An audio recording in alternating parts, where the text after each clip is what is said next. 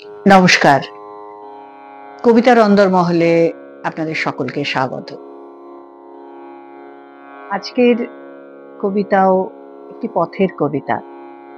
আমি আসলে প্রথমে যখন এই অন্দরমহল থেকে আপনাদের সামনে আসি, তখন এত ভেবে কিছু আসেনি যে পরপর কোন কোন কবিতা শোনাবো, সে কবিতার বিষয়বস্তু কি হবে। আশ্চর্যভাবে পরপর শোনাতে গিয়ে মনে হলো আমি যেন একটা পথের কথাই বলে চলেছি। সব কবিতার মধ্যে দিয়েই রবীন্দ্রনাথ কোনো একটি পথের কথা বলছেন, পথ চলার কথা বলছেন, কাউকে খোঁজার কথা বলছেন, কারোর কাছে পৌঁছানোর কথা বলছেন। তিনি প্রেমিক হতে পারেন, তিনি প্রভু হতে পারেন, বা জীবন দেবতা, যাই ভাবি না কেন। তো এই কবিতাতেও সেই রকমই একটা ভাবনা আমার মনে হয়েছিল যে কাজ করছে। প্রথম যখন আমরাও কাজ করতে শুরু করি, পথ চলতে শুরু করি আমাদের ইয়াং এজে, অল্প বয়সে, তখন অনেক রকম কল্পনা, স্বপ্ন আমাদের তাড়া করে বেড়ায়। আমরা ছুটতে থাকি, মনে হয় এটা করব, ওটা করব, অনেক কিছু এক্সপ্লোর করব, অনেক চ্যালেঞ্জ আমরা নিই। কিন্তু একটা সময়ের পরে ধীরে ধীরে অনেকটা পথ হাঁটার পরে আমাদের ভাবনাগুলো পাল্টাতে থাকে বয়সের সঙ্গে সঙ্গে। একটা সময় মনে হয় অনেক হয়েছে, এবার একটু নিজের কাছে নিজে বসি শান্ত হয়ে, কি ভাবে আগামী দিনে পথ চলবো, তার একটা পরিকল্পনা করে নিই। আমি কি ধীরে ধীরে একটা পূর্ণতার দিকে যাচ্ছি, আমি কি তার পানে চলেছি, আমি কি ঈশ্বরের পানে চলেছি, এরকম একটা ভাবনা হয়তোবা অনেকের মনেই কাজ করে। কি জানি, হয়তো তার মনেও কাজ করেছিল। আর এই কবিতার ইতিহাস যদি দেখি, তো এর আগের কয়েকটি কবিতার ক্ষেত্রেও বলছিলাম যে বরিশালে যে প্রাদেশিক সম্মেলনী হয়েছিল 15ই এপ্রিল, পয়লা বৈশাখ 1906 সালে, তার আগে রবীন্দ্রনাথ এই কবিতা লিখেছিলেন এবং সেই সময়কার রাজনৈতিক পরিবেশ তাকে খুব একটা শান্তি দিচ্ছিল না, তার মনকে পীড়িত করছিল। সেই রকম একটা আঘাত, একটা সংশয় এই কবিতার মধ্যে আছে। আমি শোনাই কবিতাটা। পথের নেশা আমায় লেগেছিল, পথ আমারে দিয়েছিল ডাক।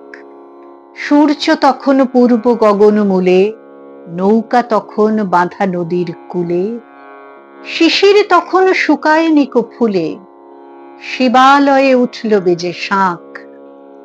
পথের নেশা তখন লেগেছিল, পথ আমারে দিয়েছিল ডাক।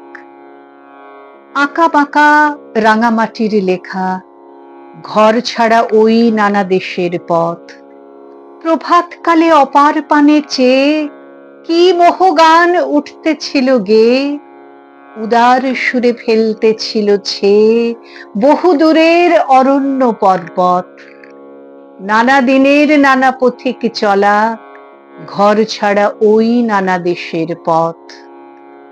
ভাবি নাইকো কেন কিসের লাগি, ছুটে চলে এলেম পথের পরে। নিত্য কেবল এগিয়ে চলার সুখ, বাহির হওয়ার অনন্ত কৌতুক। প্রতি পদেই অন্তর উৎসুক, অজানা কোন নিরুদ্দেশের তরে। ভোরের বেলা দুয়ার খুলে দিয়ে বাহির হয়ে এলেম পথের পরে।